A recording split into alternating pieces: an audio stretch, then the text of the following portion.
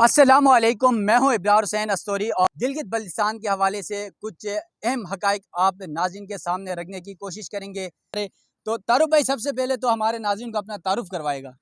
जी, बहुत शुक्रिया अबरार साहब आपका हमें मौका फ़राहम करने का अपना ओपिनियन को पब्लिक तक पहुंचाने के लिए। मेरा नाम तारुफ अब्बास एडवोकेट है। मेरा ताल्लुक़ गिलगित बल्तिस्तान के ज़िला अस्तोर से है और मैं कराकुम नेशनल मूवमेंट का साबिक़ मरकज़ी जनरल सेक्रेटरी रहा हूँ। उसके अलावा गिलगित बल्तिस्तान अस्तोर ज़िला 2 से हल्का 2 से मैंने इलेक्शन कंटेस्ट किए हैं जीबी असम्बली के लिए। और करंटली जो गिलगित बल्तिस्तान में अवामी एक्शन कमेटी की तरफ से एक मूवमेंट चल रही है फंडामेंटल राइट्स के हवाले से, गंदम सब्सिडी के हवाले से, वहाँ पर मैं कोर कमेटी का मेंबर हूँ। अच्छा, तारुफ अब्बास साहब, यकीनन आपने अपना तारुफ तो बड़े अच्छे अंदाज में करवाया, क्योंकि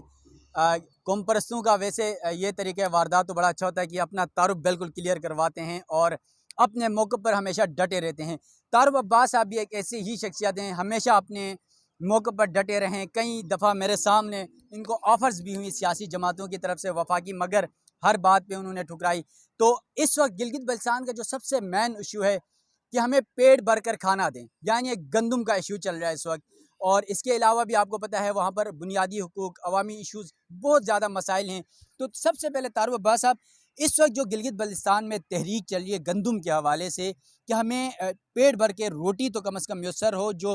हुकूमत पाकिस्तान का अपना दिया हुआ एक सब्सिडी था उसे वापस लेने की कोशिश की जा रही है, रेट्स बढ़ाए जा रहे हैं। क्या कुछ इस तहरीक के अंदर होने जा रहा है और फिर चार्टर ऑफ डिमांड क्या है?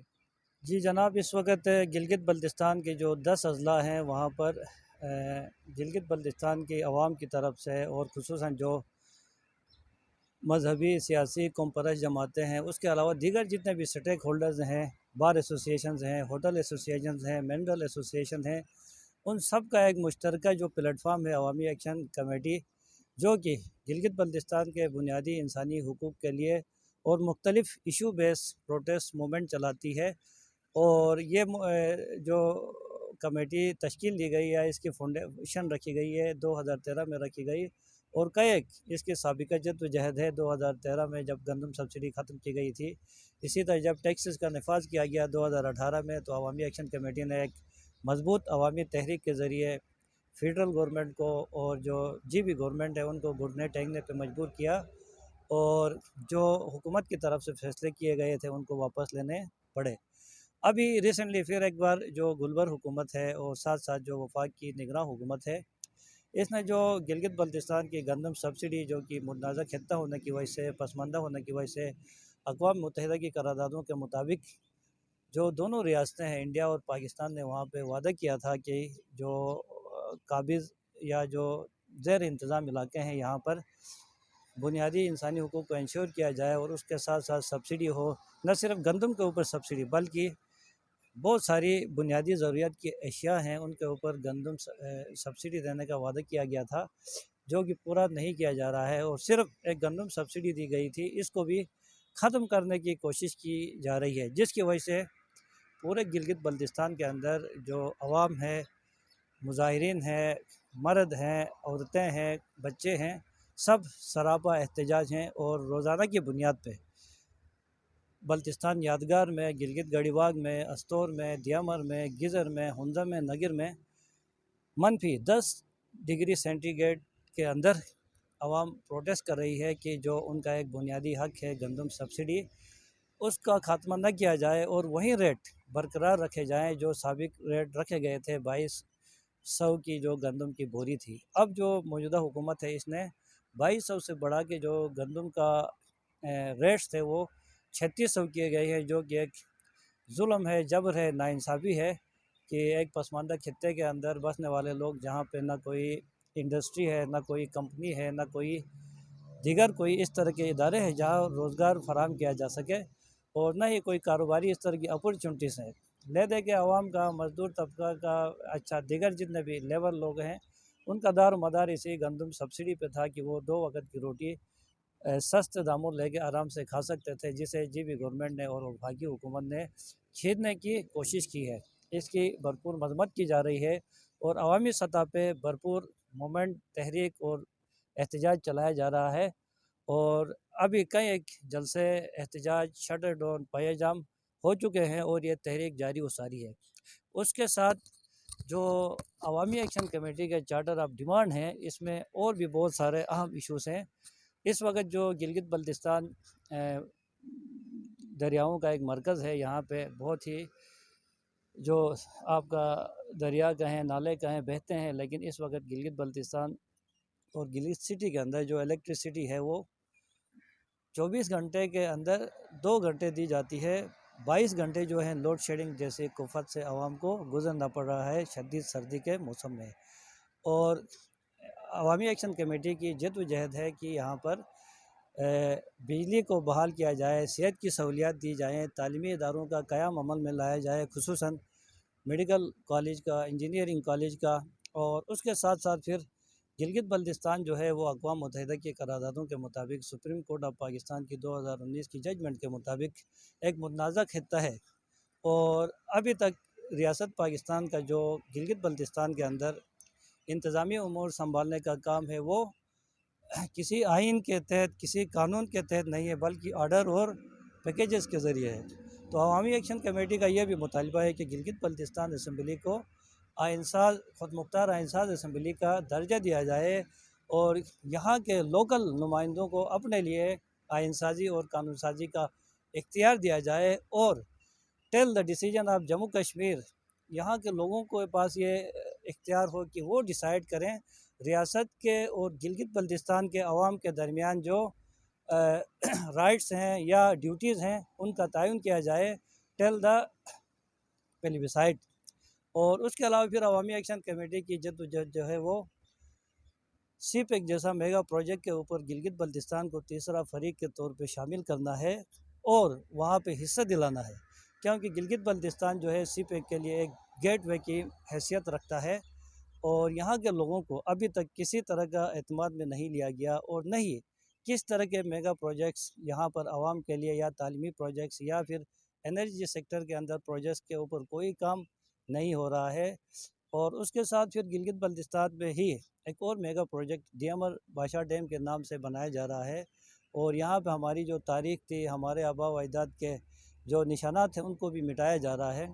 लेकिन अभी तक यहाँ पर भी गिलगित बल्तिस्तान के लिए कोई रॉयल्टी की बात नहीं की जा रही है और न ही कोई मुआहिदा डिस्क्लोज़ किया गया है जिससे आवाम को एतमाद हो, मुतमईन किया जा सके। उसके साथ साथ फिर जो अवामी एक्शन कमेटी की जद्दोजहद है, चार्टर ऑफ डिमांड का हिस्सा है, वो तारीख़ी तिजारती रास्तों की बहाली है। क्योंकि प्री पार्टीशन ये जो गिलगित बल्तिस्तान था, इसके मुख्तलिफ़ ममालिक के साथ राब्ते थे और यहाँ पर लोग तिजारत करते थे और अपने जो रोज़गार के ज़राए वो पूरे करते थे। पार्टीशन के बाद तमाम रास्तों को बंद किया गया, खुसूसन जो सिगर्दू से कारगिल लद्दाख था, अस्तोर से श्रीनगर था, गिज़र से ताजिकिस्तान था, वाखान था। तो इन तिजारती रास्तों की बहाली है और खुसूसन इसके अंदर शोंटर टनल है। ये जो तारीख़ी तिजारती रास्ते हैं, इनमें 2 स्टेट्स इन्वॉल्व हैं, लेकिन जो शोंटर टनल है वाया अस्तोर से लेके मुज़फ़्फ़राबाद, इस्लामाबाद, गिलगित का जो रास्ता है, ये बहुत ही शॉर्टेस्ट रूट है और यहाँ से टूरिज़म को, ट्रांसपोर्टेशन को फ़रोग़ दिया जा सकता है। और इस रोड के बनाने की वजह से जो सफ़र की मसाफ़त है वो भी कम हो सकती है और साथ साथ यहाँ टूरिज़म को प्रमोट किया जा सकता है, रोज़गार को फ़रोग़ दिया जा सकता है इसी प्रोजेक्ट के ज़रिए। अच्छा तारुफ अब्बास साहब, यकीनन आपने जो अवामी एक्शन कमेटी के डिमांड थी और जीबी की आवाम क्या चाहती है, यकीनन आपने बहुत सारी तफसीलात सामने रखी और इस वक्त जो एहतजाज चल रहा है वहाँ पर जो तहरीक चलाई जा रही है, इसमें एक सवाल उठाया जाता है जो हमेशा से कि जब गंदम का मामला सामने आता है तो फिर ये तहरीकें उठने लगती हैं, लेकिन उसके बावजूद दीगर अगर अदवार में हम देखें तो खामोशी छाई रहती है। कहाँ पर होती है वो अवामी एक्शन कमेटी, कहाँ होते हैं ये कुम्परस, ये बड़ा सवाल उठाया जाता है। तो क्यों सिर्फ गंदम सब्सिडी के मामले पर ये सब कुछ याद आता है? जी, अबरार साहब, आप बिल्कुल बजा कह रहे हैं। ये इलाके की बदकिस्मती है कि जब भी गंदम सब्सिडी ख़त्म होती है तो अवाम उठती है और अवाम प्रोटेस्ट करती है और अवाम जद्दोजहद करती है। लेकिन ऐसा भी नहीं है, जो कॉम्परस पार्टियां हैं, खुसूसन कराकुम नेशनल मूवमेंट है, बलूचिस्तान नेशनल फ्रंट है या दीगर जितने भी हम ख्याल लोग हैं, उनके साथ मिल के गिलगित बल्तिस्तान के कौमी तशख़्ख़ुस के बहाली के लिए हम लोगों ने जद्दोजहद किया है। और ये एक तारीख़ है। इस हवाले से गिलगित बल्तिस्तान नेशनल अलायंस बनाया गया,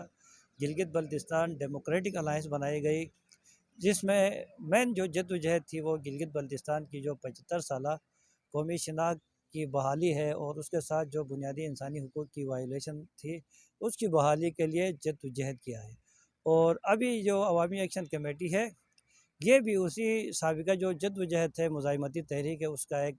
नएमुल बदल है। और अभी अवामी एक्शन कमेटी के भी चार्टर ऑफ डिमांड के अंदर वही बातें शामिल हैं जो कॉमपरस्त पार्टियाँ अपने मूवमेंट का या जो अपनी जद्दोजहद का हिस्सा समझती थी, वो आज भी अवामी एक्शन कमेटी की जो अवामी तहरीक है वो उसमें जारी व सारी है। लेकिन अभी इसको मज़ीद हमारी ख्वाहिश है कि इसको गंदम सब्सिडी की हद तक महदूद नहीं रखा जाए, बल्कि इसको एक बाज़ाब्ता तहरीक की शक्ल दी जाए और वो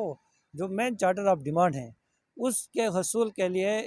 गंदम सब्सिडी बहाल होती है तो भी इंशाअल्लाह हम इसके लिए जद्दोजहद जारी रखेंगे। अच्छा तारुफ साहब, माजी में भी हमने देखा जब गंदम सब्सिडी का मामला आया, पूरी गिलगित बल्तिस्तान की अवाम, तमाम स्टेक होल्डर्स यकीनन उस तहरीक का हिस्सा थे और उस डिमांड के अंदर भी ये तमाम पैराए जो आज आपने लिखे हैं कि हमें हुकूक चाहिए, हमें ये चाहिए, हमें वो चाहिए, ये सब उस वक्त भी थे। लेकिन जब गंदम सब्सिडी का मामला हल हो जाता है तो उसके बाद फिर ये लोग खामोश क्यों हो जाते हैं, फिर आप खामोश क्यों होते हैं, कॉम्परस क्यों खामोश होते हैं, फिर जो अवामी एक्शन कमेटी है फिर वो कहाँ गायब हो जाती है? और आज जब पेड़ का मामला आता है तो सारे ऐसे उठ के आते हैं जैसे बरसात में मेंढक आते हैं। नहीं, इंशाल्लाह जनाब, आपको मैंने पहले भी जवाब दिया कि ये मूवमेंट इस बार जिस शिद्दत के साथ जारी व सारी है और इस वक्त सिर्फ सब्सिडी खात्मे का या बहाली का डिमांड नहीं है, बल्कि मेन जो चार्टर ऑफ डिमांड के पॉइंट्स हैं, जिसमें खुद मुख्तार एहसास असम्बली की बात है, जिसमें सीपे के अंदर शहर की बात है और तारीखी तिजारती रास्तों की बहाली की बात है और उसके साथ स्टेट सब्जेक्ट रूल की बहाली की बात है। तो इन तमाम चार्टर ऑफ डिमांड के लिए और फिर दीगर जो इश्यूज़ हैं, खुसूसन बिजली के हवाले से, सेहत के हवाले से, तालीमी हवाले से, इंफ्रास्ट्रक्चर के हवाले से, तो इन नुकात के लिए भी इंशाअल्लाह इस बार अवामी एक्शन कमेटी की जो क़यादत है, एहसान एडवोकेट चीफ कोऑर्डिनेटर की सरपरस्ती में डटी हुई है, डिटरमिन है कि वो अपने जो पूरे चार्टर ऑफ डिमांड है उसके मुताबिक उसके लिए जद्दोजहद करेंगे और तभी गवर्नमेंट के साथ डायलॉग डिबेट किए जाएंगे। जब तक पूरे चार्टर ऑफ डिमांड के ऊपर बात के लिए डायलॉग के लिए बात नहीं की जाती है तब तक सिर्फ सब्सिडी बहाली के लिए कोई डायलॉग डिमांड नहीं होंगे। तारुफ साहब, आपने तो इतने आसानी से बता दिया कि अब तो हम इतने सारे डिमांड्स हल करवाने जा रहे हैं, इस तरीक में ये सब कुछ रखने जा रहे हैं। जिस अवामी एक्शन कमेटी के प्लेटफॉर्म का आप तज़किरा कर रहे हैं वो प्लेटफॉर्म ही ऑलरेडी 2 हिस्सों में बंटा हुआ है, तकसीम है। वो मुतफिक नहीं तो फिर वो कौम को कैसे मुतफिक करते हैं? देखें अबरार साहब, ये जो प्लेटफॉर्म है इस वक्त मुत्तहिद है। इससे पहले 2 धड़े थे, उनके दरमियान कुछ एक दूसरे के ऊपर दड़े आज तहफ़्फ़ुज़ात भी थे। है, नहीं, दड़े आज नहीं, भी नहीं, हैं। अभी बाज़ाब्ता प्रेस कॉन्फ्रेंस करके गिलगित प्रेस क्लब के अंदर जो दोनों धड़े थे उनको ख़त्म किया और उनके जो मेंबरान थे उनको, जो साबिक चेयरमैन थे यासुफुद्दीन साहब और जो अपना फ़िदा साहब थे, उनको कोऑर्डिनेटर बनाया गया और उनके ऊपर एक चीफ़ कोऑर्डिनेटर बनाया गया जो एडवोकेट एहसान साहब हैं। वो इसीलिए बनाया गया कि दड़बंदी ख़त्म हो, कौम को एक प्लेटफॉर्म में इकट्ठा किया जाए, मुत्तहिद किया जाए इत्तेहाद व इत्तेफाक के साथ,